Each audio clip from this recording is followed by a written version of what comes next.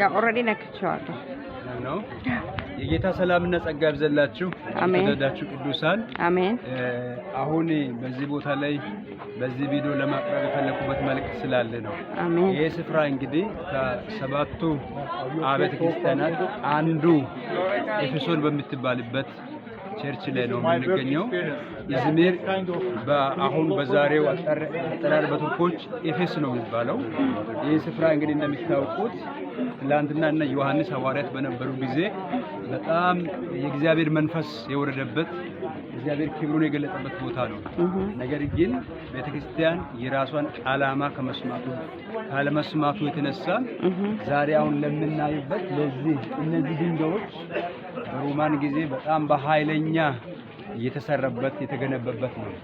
እዚህ ግንባታ ላይ የሰው ዕውቀት እንዲሁ ገንዘብና እንደዚሁ የዕውቀት ብዙ የፈሰሰበት ቦታ ነው።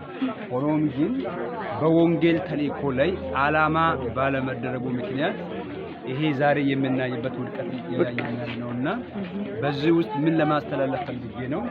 አሁን እነሱ ጠላት ምን ያህል ክፉ ስራ እንደሰራ እግዚአብሔር ክብር የዓለም ሕዝብ ወደዚህ የመጣበት ነበር። ዛሬ ግን ለጉብኝት ለታሪክ እየመጣ ይሄን ሕዝብ ሁሉ እያየን ነውና ምን መልእክት ለማስተላለፍ ፈልጌ ነው። ጌታችን ኢየሱስ ክርስቶስ የሰጠው ወደ ዓለም ሁሉ ሂዱ ወንጌልን ለፍጥረት ሁሉ ስበኩ ያለውን ታላቁን የወንጌሉን ተልእኮ ሁላችንም መፈጸም እንዳለብን በዚህ መስማት ማሳየት ፈልጋለሁ። ይሄን አጠቃላይ ስንመለከት በብዙ መቶ ሺዎች የሚቆጠር ህዝብ በዚህ ሁኔታ ላይ ስናይ በጣም ያሳዝነናል። ይሄንን ስፍራ ሰዎች ለጉብኝት ብለው ይመጣሉ። ለጉብኝት የፈረሰውን ነገር ማየት ምንም ደስ አያሰኝም።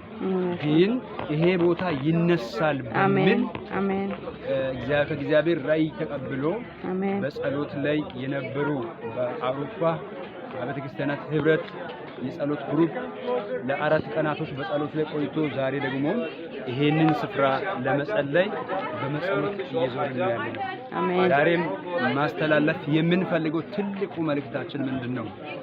ቤተክርስቲያን የራሷን ተልእኮ መውጣት አለባት። አሜን። ክብሯን መልቀቅ የለባትም። አሜን። የክርስቶስን ትእዛዝ ሂዱ ያለበትን ትእዛዝ ቤተክርስቲያን ሁሉ ጊዜ መተው የለባትም። አሜን። ምክንያቱም የሚመጣው ውድቀቱ ቀላል ስለማይሆን ማለት ነው።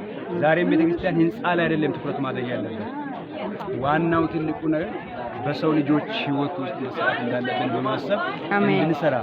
ይህንን የሚሰሙት በየትኛውም ቦታ ላይ ያላችሁ ቅዱሳን ሁላችሁ በጸሎት ኤፌሶንን እንድታስቧት በዚህ የከበረ መልእክታችን እናሳልፋለን። እግዚአብሔር ደግሞ የእንደገና አምላክ ነው። እዚህ ቦታ ላይ የወንጌል አሻራ አለ፣ የመንፈስ ቅዱስ አሻራ አለ፣ እንዲሁም ደግሞ የቤተ ክርስቲያን አሻራ አለ። አንድ ቀን እግዚአብሔር ይሄንን ስፍራ ያስባል። ኢየሱስ ክርስቶስ ጌታ ነው። እግዚአብሔር የተባረከ ይሁን። ተባረኩ። አሜን። ተባረኩ ወገኖች። ኦኬ ሶሪ በቃ ኦሬዲ ጨርሰናል። እኛ ችግር የለም።